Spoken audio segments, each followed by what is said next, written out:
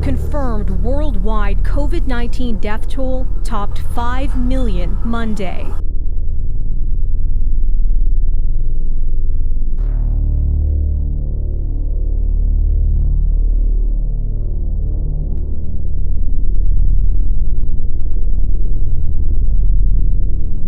Hey, buddy, how's it going? Just having one of my traditional anxiety-fueled pre-show meltdowns. I can see that. Hey, don't worry, Sam's gotcha. I've prepared for this contingency. What is it? Weed? Booze? Puppies? Even better. Follow me. Wait, is it puppies made of weed? Don't be silly, come on. Okay, Nick, this is Dr. Terry Hanover. I called in a favor and asked them to be here today. They're here to help you out, clear your mind, give you focus, whatever you need. Nicholas, it's so good to meet you. Sam has told me all about you. Oh, hey, yeah, it's good to meet you too. Go ahead, lay down, get comfortable. We're going to start with some guided meditations. It's gonna be okay, buddy. Dr. Terry Hanover's the best. Just let me know if you need anything. I'll be right over here. Please, get comfortable. Lay down on the couch. You all settled down then? Are you comfortable? Yep. Perfect. Now I'm going to be leading you through some guided visualization meditations. Close your eyes.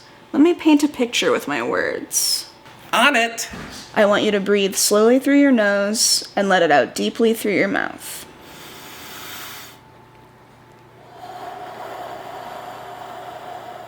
Good. Do it again. Same thing. Air through the nose, out the mouth. Now, Nicholas, I want you to clear your mind. Imagine yourself in the future, scavenging in the bombed-out ruins of your town, huddled in the rubble amongst the corpses of the dead, seeking refuge from the unrelenting heat. Now, I want you to imagine an all-consuming light as the sky turns into fire as the methane-choked atmosphere is ignited by a stray lightning bolt. At least the shareholders made a killing, you say ironically beneath your gas mask, before you're mercifully incinerated into ash, as though you never were. And open those eyes. Wow. That was incredible. I could almost feel the heat as I was released from this bleak hellscape. I feel renewed. Cleaned out, you know? Sam! How was it, buddy? Oh, it was fucking great, man. I'm ready. Let's fucking do this! Yeah, that's what I'm talking about. I'll kill you. Yeah! Cheers.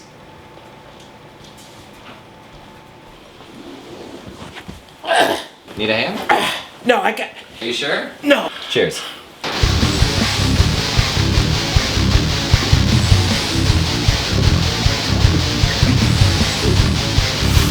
You got a little... Okay. Yeah!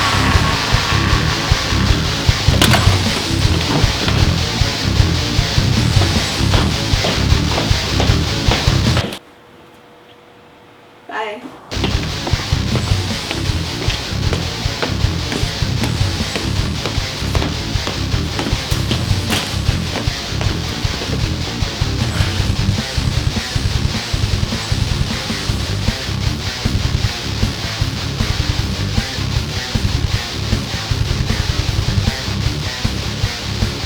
Welcome to the inaugural episode of the Doom Report. I am your rosy-cheeked host, Nicholas Don Smith. God is dead. He hanged himself in a closet at 3:15 p.m. In lieu of flowers, please send Dogecoin.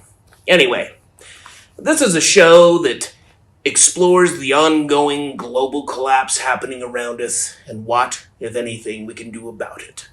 So, before we continue, I would suggest you maybe pause this video and wrap up in your favorite blanket or cuddle with a cherished pet or hide in the root cellar with a bottle of bourbon and a 10-year supply of astronaut ice cream while reciting your favorite Howard Beale rant from Network, or a combination of 2 or 3 of those things.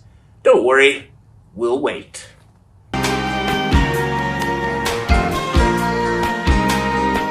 Oh yeah, just drizzling on with reckless abandon, chocolatey sacrament to your God. Oh yeah, and we're back, yeah. Hey folks, let's ignore all that and move right along, and I'll introduce today's upsetting topic.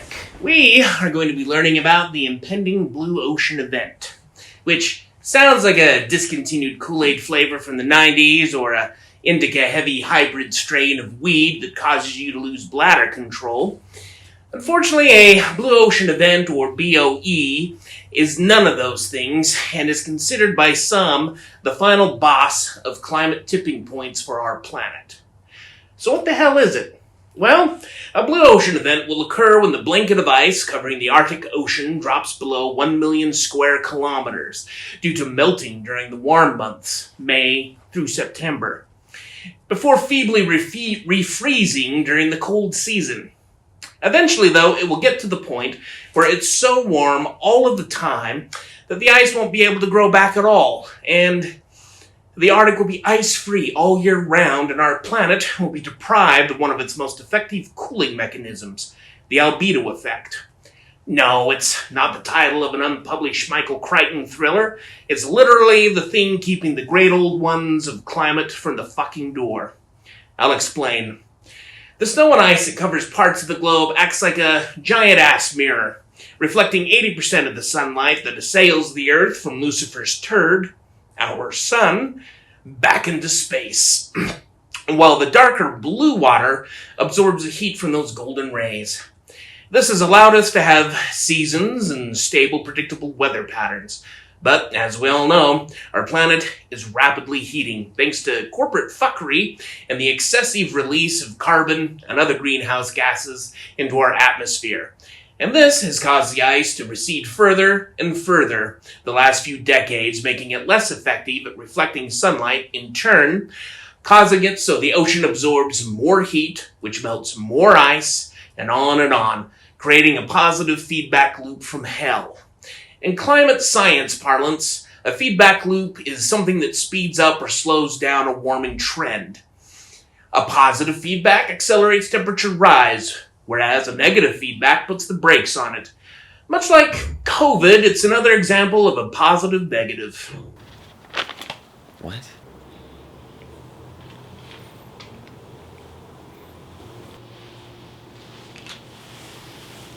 The lab coats predict this blue ocean positive feedback loop will cause the Arctic Ocean and atmosphere in the Arctic region to get so toasty that the Arctic Ocean will be free of ice all the months of the year sometime this century. According to Canadian climate system scientist Paul Beckwith, who coined the term blue ocean event, he believes it will most likely break down like this. After the OG blue ocean event, which means less than 1 million square kilometers of ice left, with wide open water in September, then, within a few years, open water will occur for August and September and October. A few years after that, July and November will also become ice-free. Within a decade, the entire Arctic Ocean will be ice-free. Anyway, you're probably sitting there wondering, okay, so we know what a blue ocean event is, but why should we give 2 dainty squirts of anal despair? I'll tell you. First, with the ice gone, the oceans will warm at an alarming rate because all that water is absorbing all the heat from the sunlight the ice used to deflect. With that warming, the water molecules will swell like bellies on Thanksgiving. This thermal expansion will cause the water to take up more space, contributing to sea level rise in conjunction with the new meltwater from the ice. Research re-examining known causes of sea level rise from 1900 to 2018 was conducted by NASA's Jet Propulsion Laboratory in Southern California. They discovered that thermal expansion and melting of the ice sheet has contributed to 2/3 of the sea level rise thus far.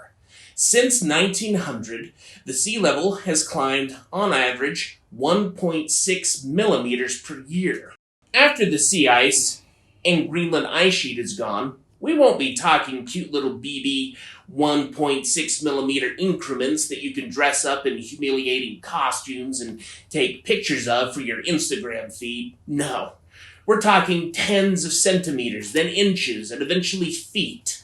This will, of course, impact every coast on the planet, displacing hundreds of millions of people from their homes and cities.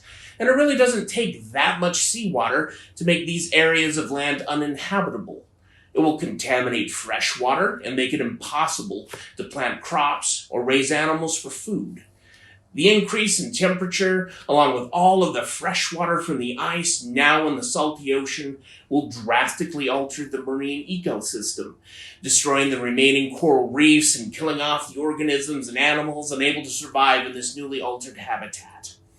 With the literal continent-sized sea ice gone, not only will the temperature of the oceans rise, so will the ambient air, and this spells disaster for the Greenland ice sheet. This heated air will be dragged inland across Greenland, rapidly melting the ice.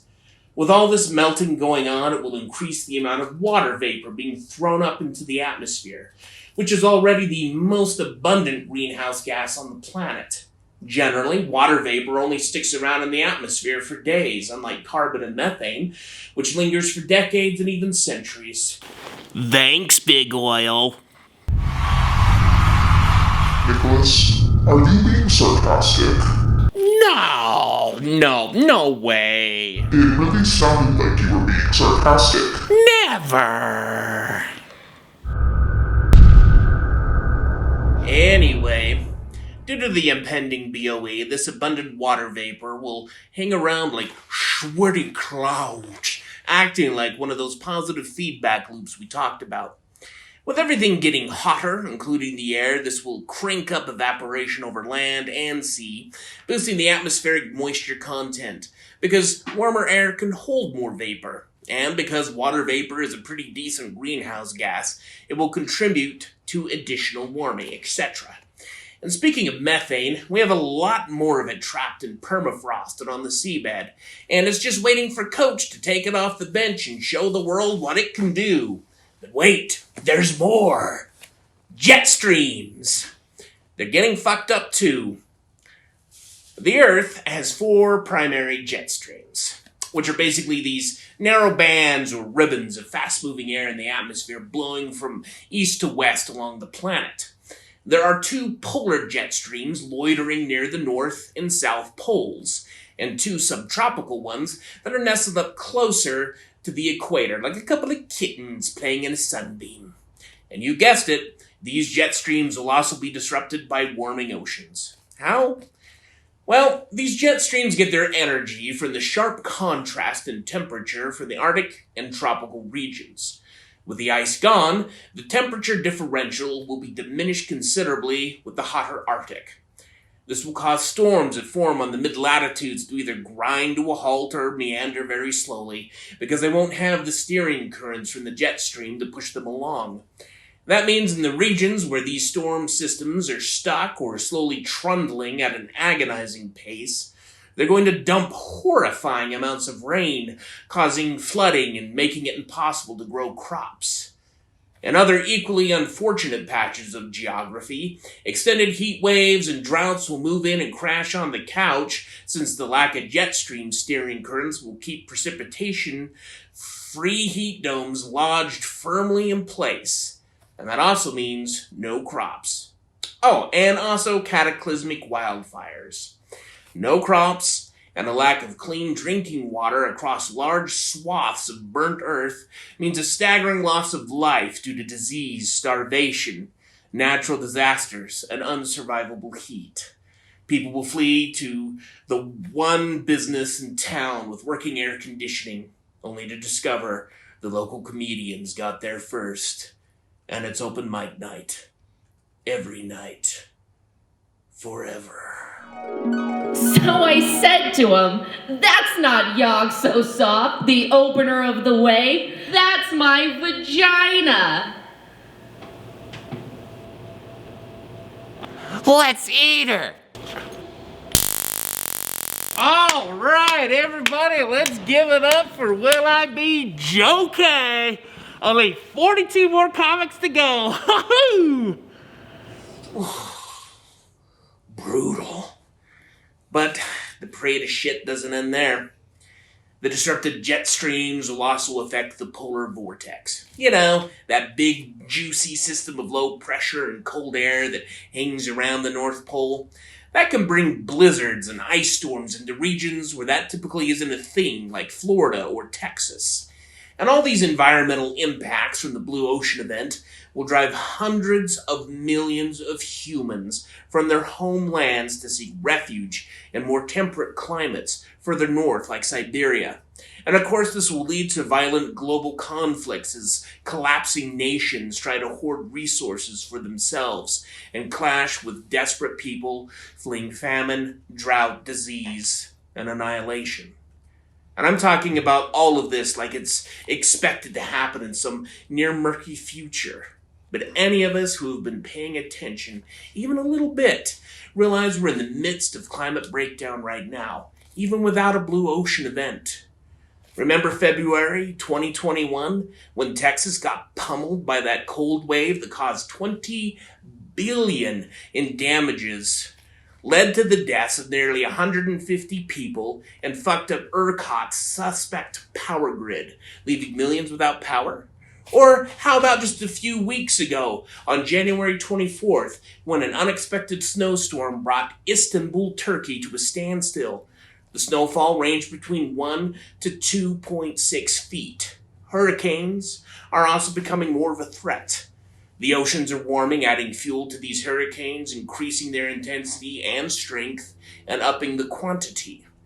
Last year's hurricane season was the third most active on record, with 21 named storms, and the 7th consecutive year with a named storm forming before the official start of the season on June 1st. 2020 still holds the title, with 30 named storms. However, 2021 was, according to the National Oceanic and Atmospheric Administration, the most expensive year, causing about $70 billion in damages and 170 fatalities.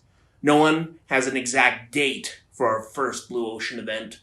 Climate models vary, but we could have our first BOE anywhere between 2030 to 2050. Or, if you ask anyone on r/collapse, Labor Day weekend of this year.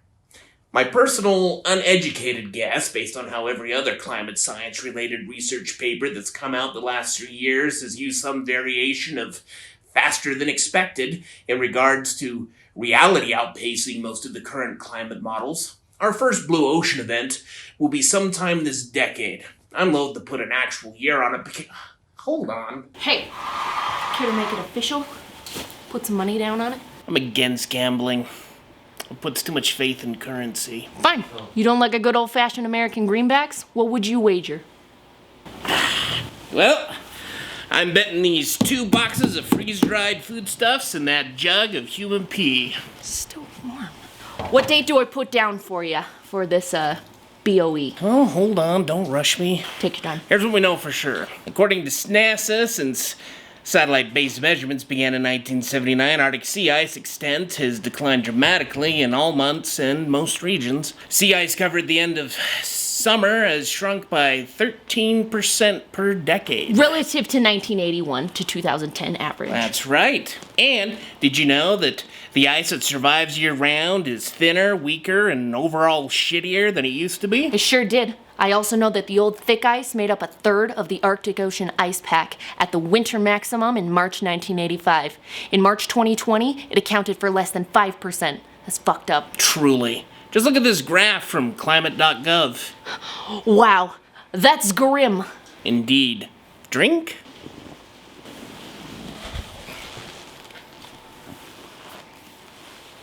You want to hear something else that'll make your anus pucker? Not really, but hit me. Well, in the 90s, the planet was losing around 800 billion metric tons of ice yearly.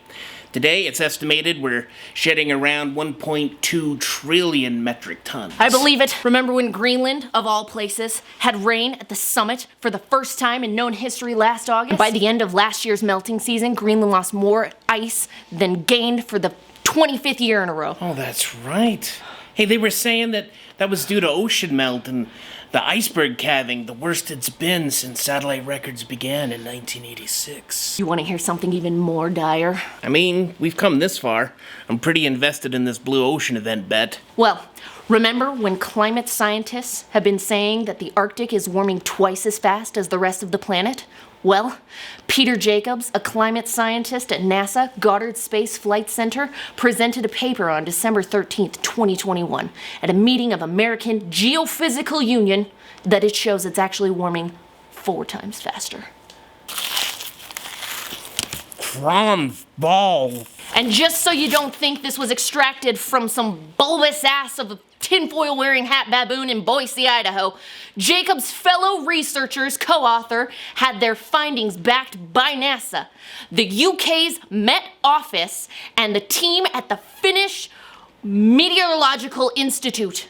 First, I really didn't think tinfoil-hatted primates factored in at all.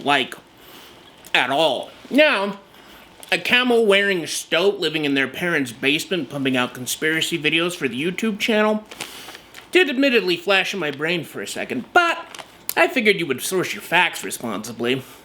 And second, we are truly, deeply dry-fucked. I think with that being said, I'm ready to make my prediction on the BOE and put money on it. That's the spirit.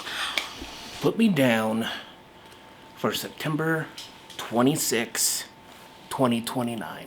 2029? That sounds a little conservative for you. Why? That's way more pessimistic than the official research predictions.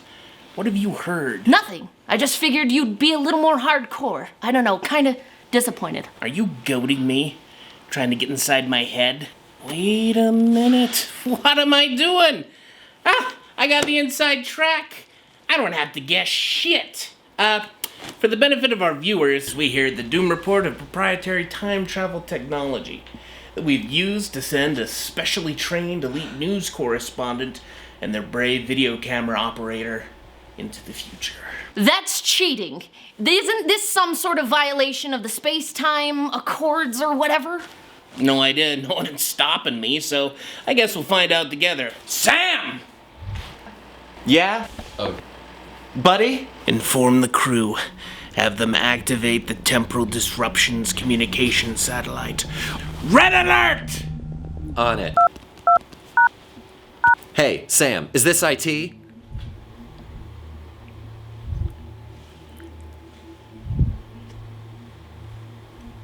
Yeah? Yeah, can you get in touch with the asset? Perfect, thank you, bye. You'll need these. Thanks. These temporal rifts can get pretty wild and unpredictable if Star Trek's been any guide. You might want to duck down. Hey, Nick? Yeah. That's not how... What's a holdup? Where's the screaming tear in space-time? It's not how it works. What? Look at your monitor. Hey, Nicholas!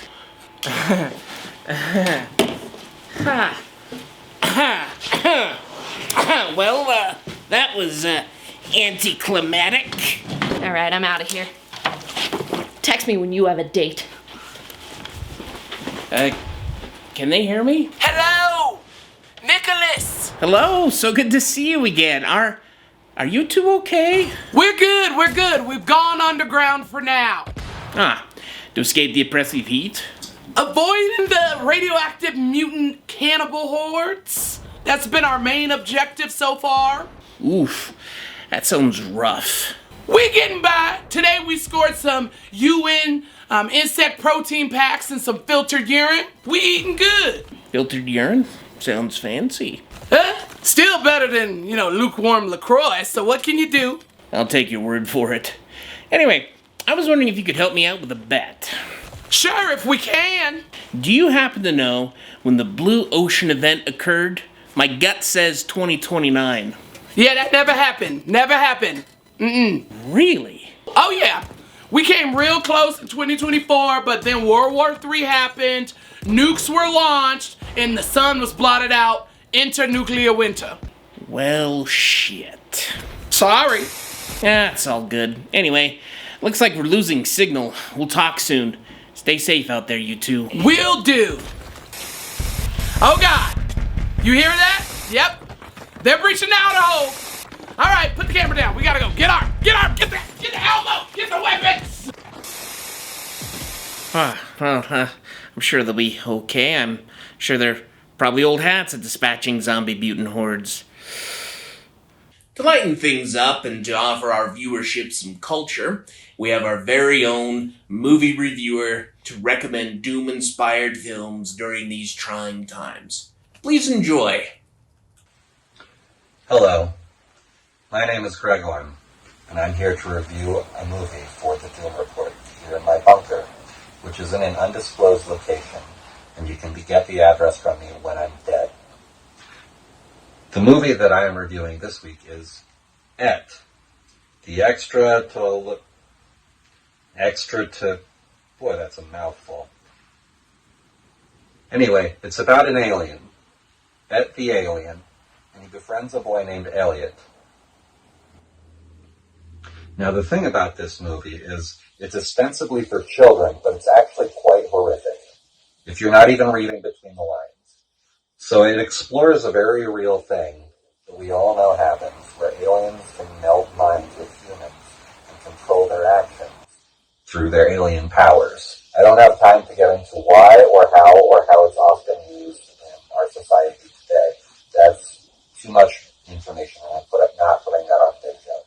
Anyway, in this movie, Ed drinks a whole lot of beers and ruins Elliot's school experience by making him be drunk at school. It's really unsettling, exposing an 8-year-old to alcoholism that early. It's not good. A lot of people find this movie ends on an uplifting note, where Ed returns to his home planet. I don't think it's uplifting at all. It's actually kind of horrific. Ed abandons Elliot as his only friend and leaves Elliot stuck here on Earth to deal with climate change, a collapsing economy, and residual alcoholism from the beers I mentioned earlier. This brutal, realist masterpiece gets 5 stars from me. Bye. And that's our show. Thank you so much for joining us. Be sure to like, subscribe, and share. When we come back for episode 2, we will be discussing the impending destruction of the Thwaites Doomsday Glacier. Until then, stay frosty?